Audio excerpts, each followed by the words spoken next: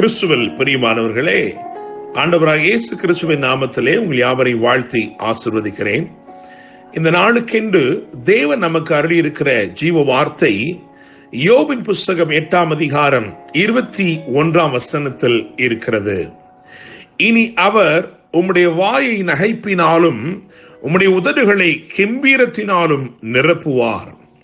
என கேட்கிற தேவனுடைய பிள்ளைகளே, சூகியனான பில்தாத் என்பவன் பிரதியுத்தரம் சொன்ன வார்த்தைகளைத்தான் வாசிக்க கேட்டிருக்கிறோம். ஆறுதலை தேடி அலைமோதி கொண்டிருந்த யோபுடைய வாழ்க்கையில ஒரு நம்பிக்கை ஊட்டும் வார்த்தையாக இந்த பில்தாத் பேசும் இந்த வசனம் இப்படியாக சொல்லப்பட்டிருக்கிறது. இனி அவர் உம்முடைய வாயை நகைப்பினாலும் உம்முடைய உதடுகளை கெம்பீரத்தினாலும் நிரப்புவார் என்று எழுதியிருக்கிறது. மாத்திரமல்ல, 7வது வசனத்தை பார்க்கும் பொழுது உம்முடைய துவக்கம் அற்பமாயிருந்தாலும் உம்முடைய முடிவு சம்பூர்ணமாயிருக்கும் என்று சொல்லி, என கேட்கிற தேவனுடைய பிள்ளைகளே, துக்கத்தை அல்லது உங்கள் வாழ்க்கையில காணப்படுகிற சஞ்சலத்தை சந்தோஷமாக மாற்றும் ஒரு நாளாய் இந்த நாள் இருக்கிறது. மாத்திரமல்ல, அற்பமானவைகளை ஆச்சரியமானவைகளாகவும் சம்பூர்ணமானவைகளாகவும் தேவன் மாற பண்ணுகிற ஒரு நாளாய் இந்த நாள் இருக்கிறது. தேவனுடைய பிள்ளைகளே, இங்கே சொல்லப்பட்டிருக்கிற இந்த வார்த்தையின்படி வாயை நகைப்பினாலும் உதடுகளை கெம்பீரத்தினாலும் நிரப்புவார். You'll be able to speak with confidence and boldness.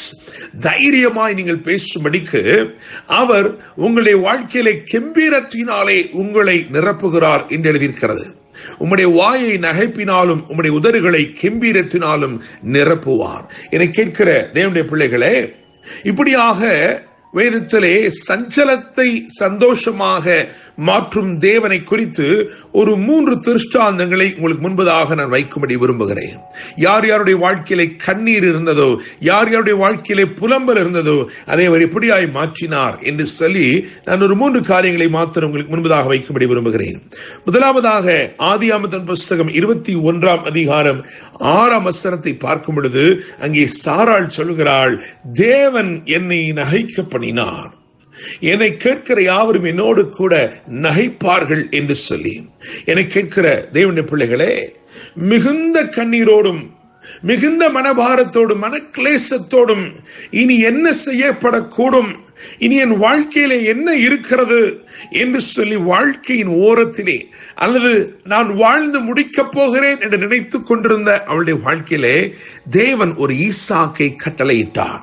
ஈசாக்கு என்று சொன்னாலே லாஃப்டர் என்று அர்த்தம்.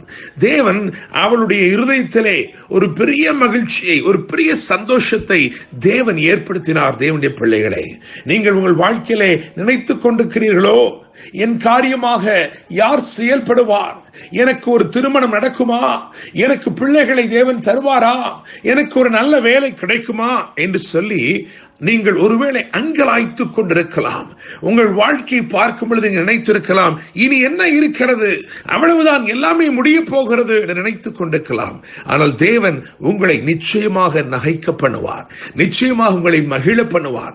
உங்கள் வாழ்க்கையிலே அவருடைய மகிழ்ச்சி நிச்சயமாய் கடந்து வரும். தேவனுடைய பிள்ளைகளே, அவள் சொன்னது போல, சாராள் சொன்னது போல, தேவன் என்னை நகைக்க பண்ணினார், என்னை கேட்கிற யாவரும் என்னோட கூட நகைப்பார்கள் என்று சொன்னது போல ஆண்டவர் உங்கள் வாழ்க்கை அப்படியே செய்வார். இன்னுமாக 2வதாக சங்கீதங்களின் புஸ்தகம் 30ஆம் அதிகாரம் 11ஆம் வசனத்தை பார்க்கும் பொழுது அங்கே தாவீது சொல்கிறான், என் புலம்பலை ஆனந்த களிப்பாக மாற பண்ணினீர், மகிழ்ச்சி எனும் கட்டினால் என்னை இடை கட்டினீர் என்று சொல்கிறான். 2 சாமுவேல் புஸ்தகம் 15ஆம் அதிகாரத்திலே 30, 31 ஆகிய வசனங்களை பார்க்கும் பொழுது அவனுடைய புலம்பலுக்கு ஒரு காரணம் அங்கே சொல்லப்பட்டிருக்கிறது.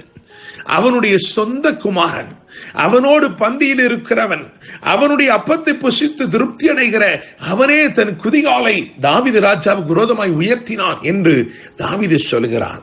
அப்படிப்பட்ட ஒரு சூழலிலே வேதத்தில் எழுதியிருக்கிறது, அங்கே அகித்தோப்பேல் என்னும் ஒருவன் இருந்தான்.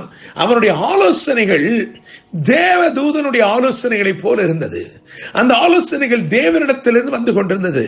இப்பொழுது அவன், அந்த அகித்தோப்பேல் நன்மைக்கல்ல தீமைக்கு ஆலோசனை சொல்லும்படிக்கு அவன் தீமையோடு கூட்டு நிற்கிறான், தீமையோடு இசைந்து நிற்கிறான், தாவீதுக்கு விரோதமாய் எழும்பி இருக்கிறான்.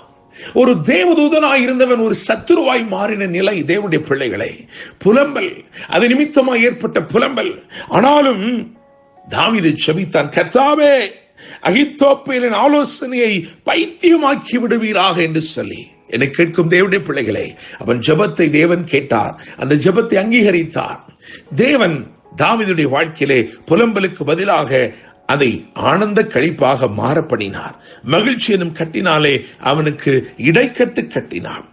மூன்றாவதாக எஸ்தர் 9:21 வாசிக்கும் பொழுது அங்கே எழுதியிருக்கிறது, அவர்கள் சஞ்சலம் சந்தோஷமாகவும் துக்கம் மகிழ்ச்சியாகவும் மாறினது என்று எழுதியிருக்கிறது.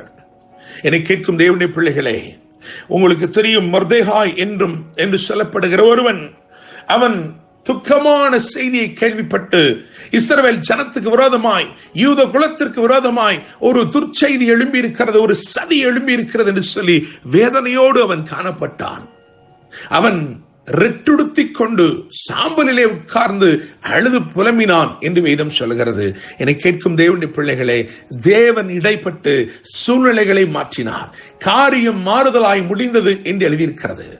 எங்கே யூதர்கள் அழியும்படிக்கு சதி ஆலோசனைகள் நடந்ததோ அதே இடத்திலே யூதர்கள் செழித்தார்கள். தேவனுடைய பிள்ளைகளே, யூதர்கள் வாழ்ந்து செழித்தார்கள். ஆபிரகாமுக்கு சொன்ன ஆசீர்வாதத்தின்படி உன்னுடைய சந்ததியானவர்கள் தங்களுடைய சத்துருக்களின் வாசல்களை சுதந்திரித்துக் கொள்வார்கள் என்று சொன்னது போல இந்த சதிகளை எல்லாம் முறியடித்து செழிப்பான ஒரு வாழ்க்கைக்குள் வாழ்ந்தார்கள், கடந்து வந்தார்கள். தேவனுடைய பிள்ளைகளே, ரெட்டுடுத்திக் கொண்டு நடந்தவன் பட்டுடுத்திக் கொண்டு சென்றான். இது வேத சத்தியம். இங்கே சொல்லப்பட்ட வார்த்தை கவனிங்கள். யோபு 8:21, இனி அவர் உம்முடைய வாயை நகைப்பினாலும் உம்முடைய உதடுகளை கெம்பீரத்தினாலும் நிரப்புவார். கர்த்தர் தாமே இந்த வார்த்தைகள் மூலமாய் உங்களை ஆசீர்வதிப்பாராக.